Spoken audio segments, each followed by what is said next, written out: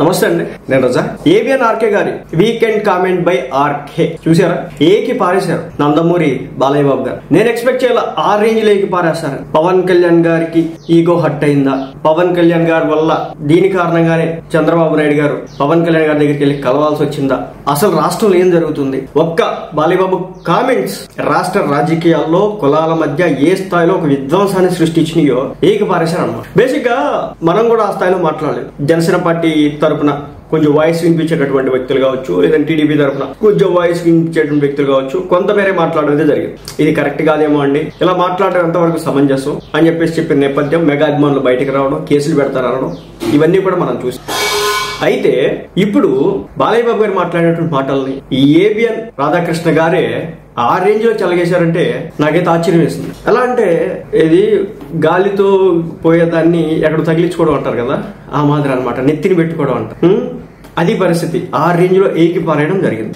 చిరంజీవి గారికి కూడా మన నారా చంద్రబాబు నాయుడు గారు పవన్ కళ్యాణ్ గారి దగ్గరికి వెళ్ళినప్పుడు ఫోన్ చేసి మాట్లాడారని, సముదాయించారని ఆ వార్తలో వాళ్ళు ప్రచురించడం జరిగింది. అంటే పవన్ కళ్యాణ్ గారి దగ్గరికి వెళ్ళి గంట సేపు ఆయనతో సమావేశం పెట్టడం, ఆ తర్వాత చిరంజీవి గారికి ఫోన్ చేశారు అన్నారు. ఇప్పుడు చిరంజీవి గారికి నారా చంద్రబాబు నాయుడు గారు ఫోన్ చేశారంటే మనందరికి కూడా తెలియదు. బేసిక్ అసలు ఆ వార్త కూడా ఎవరికి తెలియదు. సీఎం గారు ఫోన్ చేశారు. ఈ రోజున ఓపెన్ మన వీకెండ్ కామెంట్ లో చెప్పడం జరుగుతుంది. అంటే ఈ ఇష్యూ ఎంత గట్టిదో, ఎంత స్థాయిలో కిందకి వెళ్ళిపోయిందో అర్థం చేసుకో. అదేవిధంగా కులాలు, ఒక పక్క కాపు సామాజిక వర్గం, మరో పక్క కమ్మ సామాజిక వర్గం. ఈ కామెంట్ల కారణంగా, ఈయన మాట్లాడే మాటల కారణంగా రెండు సామాజిక వర్గాల మధ్య గొడవలకు తేరలేపే విధంగా చేయడం ఎంతవరకు సమంజసం అని చెబుతూనే అసెంబ్లీలో రఘురామకృష్ణరాజు గారు ఆ రోజు స్పీకర్ గా ఉన్నారు, చైర్మన్ కూర్చున్నారు. ఆయన్ని కట్టడి చేయాలి కదా అని చెప్పేసి అడగడం జరుగుతుంది. అదేవిధంగా చంద్రబాబు నాయుడు గారు కూడా అప్పటికప్పుడు మాట్లాడుంటే బాగుండేదని చెప్తామని జరిగింది. కానీ చంద్రబాబు నాయుడు గారు తర్వాత చెప్పారు, మీకు పర్సనల్స్ గా అవుతుంటే బయటికి వెళ్ళి చూసుకోండి, అసెంబ్లీలో ఇలాంటి మాట్లాడకండి అని చెప్పేసి కొంతమంది ఎమ్మెల్యేలకి ఆయన విధానంగా, ఆయన స్టైల్లో ఒక వార్నింగ్ ఇవ్వడం అయితే జరిగింది. ఇప్పుడు విషయం ఏంటంటే, బాలకృష్ణ గారిని అటు చేసి ఇటు చేసి కార్నర్ చేశారా?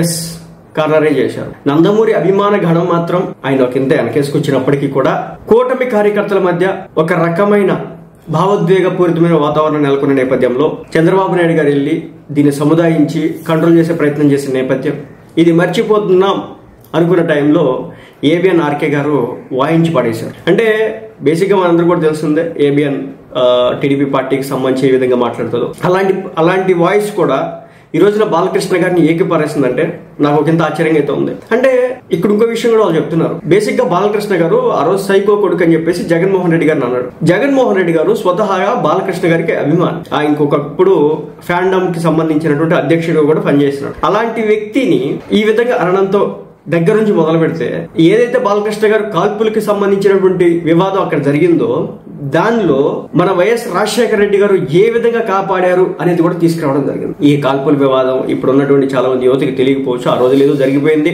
అలాంటి క్రమంలో కొంతమేర అప్పుడు ఉన్నటువంటి రాజకీయ నాయకులు కొంచెం మనోడు పారవయుడు అనే భేషజాలు లేకుండా రాజకీయాల్లో ఉన్న ప్రతి ఒక్కరిని కూడా కొట్టుకున్న తిట్టుకున్న అసెంబ్లీలో బయట బాగానే పలకరించుకునేవాళ్ళు. కానీ ఈ రోజున అలా లేకుండా ప్రతిపక్ష నాయకుడు అంటే, లేదంటే ప్రత్యర్థి అంటే గనక శత్రువు అనేది క్లారిటీ వచ్చేస్తుంది. దీంతో అటుపక్క నుంచి వాళ్ళు చంద్రబాబు నాయుడు గారిని అరెస్ట్ చేయడం, జైల్లో పెట్టించడం, ఆయన్ని హింసించడం, వెస్టర్న్ టాయిలెట్ పీకేయడం, తర్వాత మస్కిటోస్ కుట్టే విధంగా చేయడం, ఎలక్ట్రిసిటీ సరిగ్గా ఇవ్వకపోవడం, ఫ్యాన్ లేకపోవడం, ఏసీ లేకపోవడం, ఇలా రకరకాలుగా ఆయన హింసించినారు. అది హింస. ఒక రాజకీయ నాయకుడు, 40 ఏళ్ల ఎక్స్పీరియన్స్ చరిత్ర ఉన్నటువంటి ఒక రాజకీయ నాయకుడు, ఇతరు మంచోడా చెడ్డోడా, వెనకాల ఉన్నటువంటి బ్యాక్గ్రౌండ్ ఏంటి, బ్యాక్ డ్రాప్ ఏంటి అనేది తెలియకుండా, రెండోది జగన్మోహన్ రెడ్డి గారిని చంద్రబాబు నాయుడు గారు ఏమైనా అరెస్ట్ చేయించారంటే కాదు, అది చేయించింది కాంగ్రెస్ పార్టీ.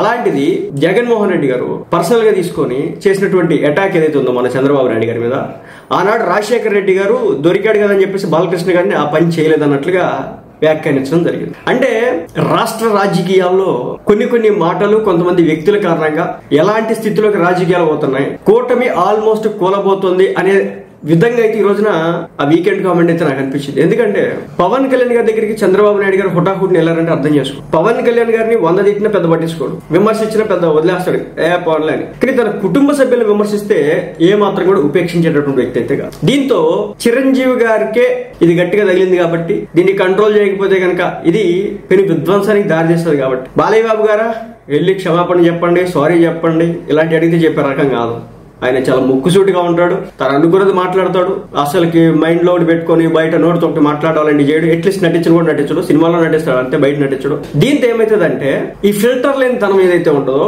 ఆయన కొన్నిసార్లు తలనొప్పిగా మారుతూ ఉంటది. ఈ ఫిల్టర్ లేని తనం కారణంగానే ఆయన అభిమానుల మీద అప్పుడప్పుడు చేసుకుంటూ ఉంటాడు. ఆయన అభిమానులు కూడా దాన్ని హ్యాపీగా ఫీల్ అవుతూ ఉంటారు, కొట్టింది మావాడే కదా అని చెప్పి. అంటే చాలా మంది బయట మనంతా కూడా సహజంగా నటిస్తాం, కానీ బాలయ్య బాబు గారు నటించరు. ఆ రోజు అసెంబ్లీలో కూడా ఆయన చెప్పే విధానం నెగిటివ్ వేలో కన్వే అయిందని చెప్పొచ్చు. ఆయన చెప్పే విధానం నెగిటివ్ వేలో కన్వే అయింది, అనుకున్న స్థాయిలో వెళ్ళలేదు. అతను టార్గెట్ చేసింది ఫస్ట్ జగన్మోహన్ రెడ్డి గారిని, బట్ సైకోగాడు అంటూ టార్గెట్ చేస్తా అగ్రెషన్ ఏదైతే ఉందో దాన్ని చిరంజీవి గారికి గురించి చెప్పే నేపథ్యంలో ఆ టోన్ కూడా అదే విధంగా మెయింటైన్ చేయడం కారణంగా అంత నెగిటివిటీకి దారితీసింది, అంత దారుణానికి దారితీసింది. చివరాఖరికి సీఎం గారు వెళ్ళి పవన్ కళ్యాణ్ గారిని కలిసి, డిప్యూటీ సీఎం గారిని కలిసి మరి దీనికి సంబంధించి గంట సేపు మాట్లాడుకున్నారట.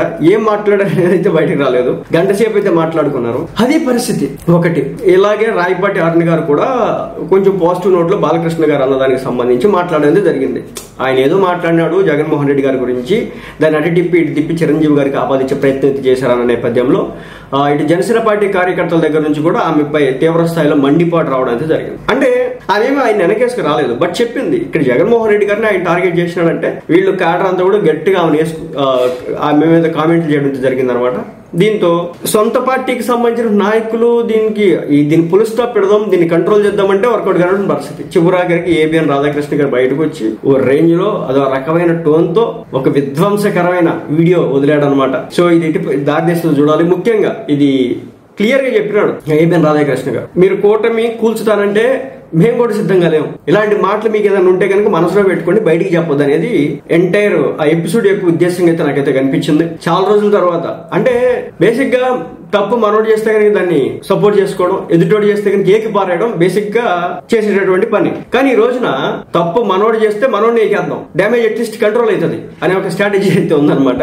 చాలా గట్టిగా మాట్లాడినారు, అది చాలా చాలా గట్టిగా వికటాట్టహాస నవ్వులతో కూడినటువంటి ఒక వాయిస్ ఓవర్ అయితే ఇవ్వడం అయితే జరిగింది. ఒకసారి ట్రై చేయండి, చూడండి ఆయన ఏ రేంజ్ లో మన బాలయ్య బాబు గారి గురించి మాట్లాడడం జరిగిందో. సో ఓవరాల్ గా ఫైనల్ గా చెప్పేది ఒకటే, కూటమి విడిపోతే జగన్మోహన్ రెడ్డి గారు అధికారంలోకి వస్తారనేది రాజకీయాలు తెలిసినటువంటి ప్రతి ఒక్కరికి కూడా తెలిసినటువంటి విషయం. కాబట్టి అది బ్రేక్ చేయకుండా చూడాలి అనేది ప్రతి ఒక్కరి యొక్క తాపత్రయం. సో అందులో భాగంగానే ఏబిఎన్ రాధాకృష్ణ గారు గట్టిగా వేసుకున్నారని చెప్పారు.